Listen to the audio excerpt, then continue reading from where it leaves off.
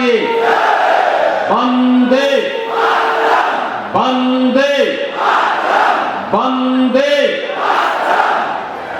भारत के अंदर सांस्कृतिक नवजागरण के पुरोधा दुनिया के सबसे लोकप्रिय राजनेता और हमारे देश के यशस्वी प्रधानमंत्री आदरणीय श्री नरेंद्र मोदी जी का आज महाराज गादी की इस पावन धरा गाजीपुर में आगमन हुआ है। इस अवसर पर मां गंगा की अविरलता और निर्मलता के लिए, भारत और भारतीयता के लिए, सनातन परंपरा और संस्कृति के लिए जिन्होंने अपना पूरा जीवन समर्पित किया है, ऐसे आदरणीय प्रधानमंत्री जी का गाजीपुर की इस धरती पर आप सभी गाजीपुर वासियों की ओर से मैं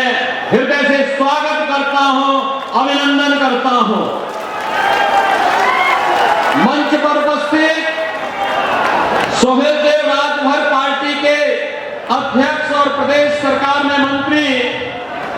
श्री ओम प्रकाश राजभर जी, निषाद राज पार्टी के अध्यक्ष और प्रदेश सरकार में मंत्री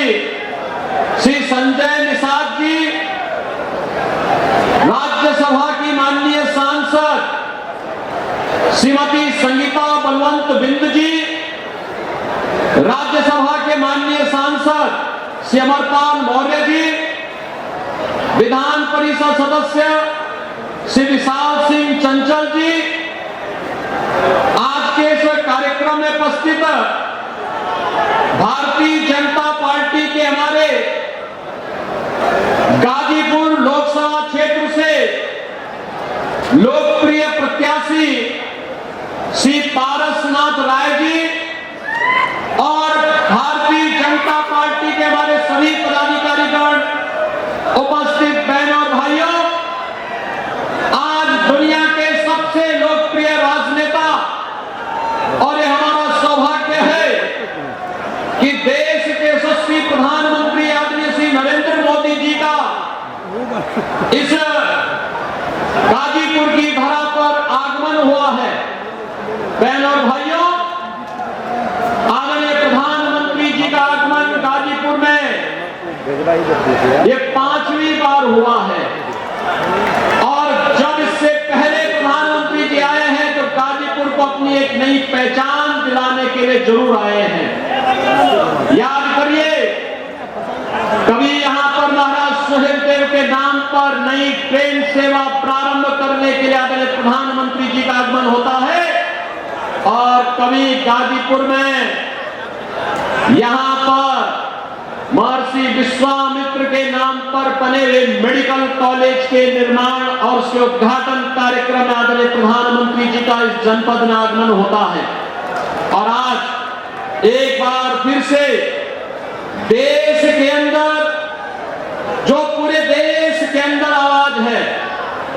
देश के अंदर आम जन की जो भाव और भंगिमाएं हैं, इन सब को ध्यान में रख करके जब प्रधानमंत्री जी हमारे बीच में यहाँ पर आए हैं, इस अवसर पर जो देश की भावनाएं हैं, देश के अंदर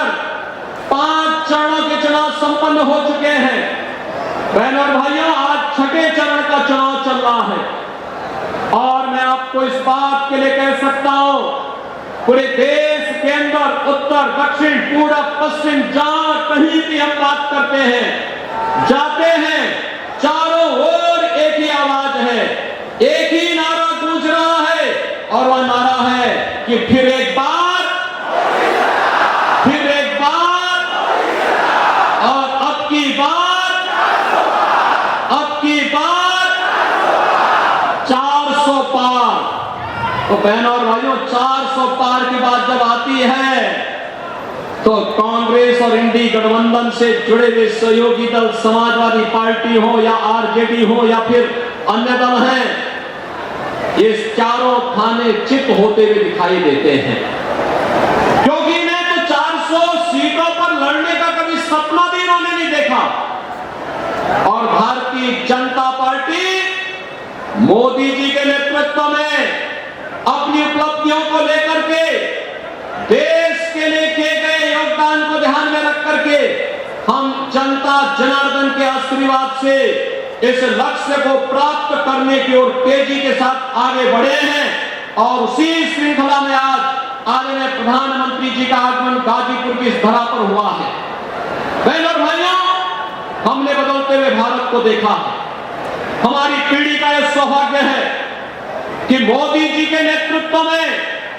हमने इस नए भारत का दर्शन किया है, जिस भारत का दुनिया के अंदर सम्मान बढ़ा है। याद करिए 2014 के पहले का भारत, याद करिए 2014 के पहले का भारत, और आज 2024 में जहां हम खड़े हैं, जमीन और आसमान का अंतर आपको नजर आएगा। 2014 के पहले के भारत में अविश्वास का वातावरण था, दुनिया के अंदर पहचान का संकट था, दुनिया हमें सम्मान की निगाहों से नहीं देख रही थी। लेकिन आज जब 2024 में हम लोग हैं, आज बहनों और भाइयों, पहचान का संकट नहीं बल्कि पूरी दुनिया सम्मान की दृष्टि से भारत को देखती है। मोदी जी दुनिया के अंदर जहां कहीं भी जाते हैं, पश्चिमी बंगाल में संतों के खिलाफ रामकृष्ण मिशन स्वामी विवेकानंद ने जिस मिशन की स्थापना अपने पूज्य गुरुदेव परमाध्यात्मिक संत परमहंस रामकृष्ण परमहंस जी के नाम पर किया था,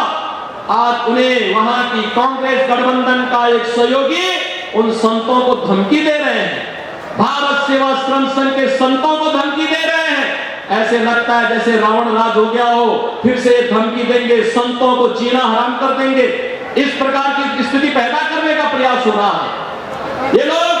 अपने घोषणा पत्र में जिस प्रकार की बातें कर रहे हैं, अनुसूचित जाति, जनजाति और पिछड़ी जाति के आरक्षण को हड़पना चाहते हैं, लोगों के हकों पर भारत के विभाजन को फिर से तैयार करना चाहते हैं, पर्सनल लॉ लागू करके बेटी को स्कूल जाने से वंचित करना चाहते हैं, महिलाओं को बाजार जाने से रोकना चाहते हैं, उनको फिर से बुर्का पहनने के लिए मजबूर करना चाहते हैं। क्या भारत बाबा साहब भीमराव अंबेडकर के संविधान से चलेगा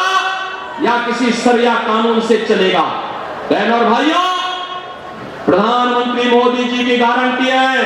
भारत बाबा साहब भीमराव अंबेडकर के बनाए हुए संविधान से ही चलेगा। भारत में कोई सरिया कानून लागू नहीं होगा, पर्सनल कानून लागू नहीं होगा। उस मूल्यों के लिए, बाबा साहब भीमराव अंबेडकर के सिद्धांतों के लिए ही मोदी जी ने पंचतीर्थ की स्थापना की। बाबा साहब भीमराव अंबेडकर से जुड़े हुए पंचतीर्थों की स्थापना के कार्यक्रम को आगे बढ़ाया, और आज इसी का परिणाम है कि भारत इतनी सारी योजनाएं मोदी जी के नेतृत्व में मिली, लेकिन किसी का चेहरा नहीं देखा गया, किसी की जाति नहीं पूछी गई, किसी का मत और मजहब नहीं पूछा गया। योजना का लाभ सबका साथ और सबके विकास के भाव के साथ पूरे समाज को दिया गया। लेकिन सपा और कांग्रेस के समय में चेहरा देख करके योजनाएं दी जाती थी, वर्ग विशेष के पुष्टिकरण के लिए योजनाएं बनती थी, बेटी और व्यापारी सुरक्षित नहीं थी, और गाजीपुर तो इसका जीता जागता उदाहरण था। बहनों और भाइयों, गाजीपुर हो या आजमगढ़, मऊ हो या फिर आसपास के जनपद, ये सब भय और आतंक के साए में जीते थे। लेकिन आज आपका आशीर्वाद भारतीय जनता पार्टी के साथ मिला, तो बहनों और भाइयों, अगर अयोध्या में रामलला विराजमान हुए हैं, तो बड़े बड़े माफियाओं का राम नाम सत्य है भी हुआ है। और इसीलिए हम लोग आए हैं आपसे कहने के लिए, बेटी और व्यापारी की सुरक्षा हो या फिर समाज को एक संतुलित विकास के मार्ग पर आगे बढ़ा करके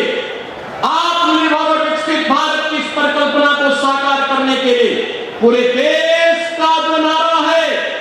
पूरे देश का जो स्वर है, वह हमें फिर से एक बार जो नारा है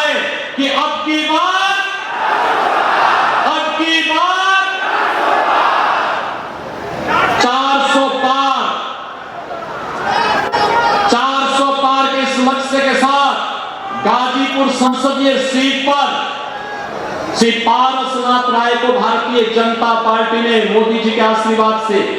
सुहेलदेव राजभर पार्टी, निषाद राज पार्टी, अपना दल, इन सभी ने अपना समर्थन दिया है। गाजीपुर मोदी जी को आश्वस्त करे कि गाजीपुर से श्री पारसनाथ राय भारी बहुमत से विजयी बनकर के जाएंगे। आप आश्वस्त करेंगे? पूरा गाजीपुर, जहां तक मेरी आवाज जा रही है, सभी लोग सहमत हैं? 1 जून को जब चुनाव होंगे तो श्री पारसनाथ राय जी भारी बहुमत से विजयी बनकर के गाजीपुर से जाएंगे। गाजीपुर विकास और सुशासन के इस मॉडल का एक भाग फिर से केंद्र बनेगा। सहमत है? सभी लोग सहमत हैं? मैं आप सबकी ओर से आदरणीय प्रधानमंत्री जी का एक बार फिर से हृदय से स्वागत करता हूं, अभिनंदन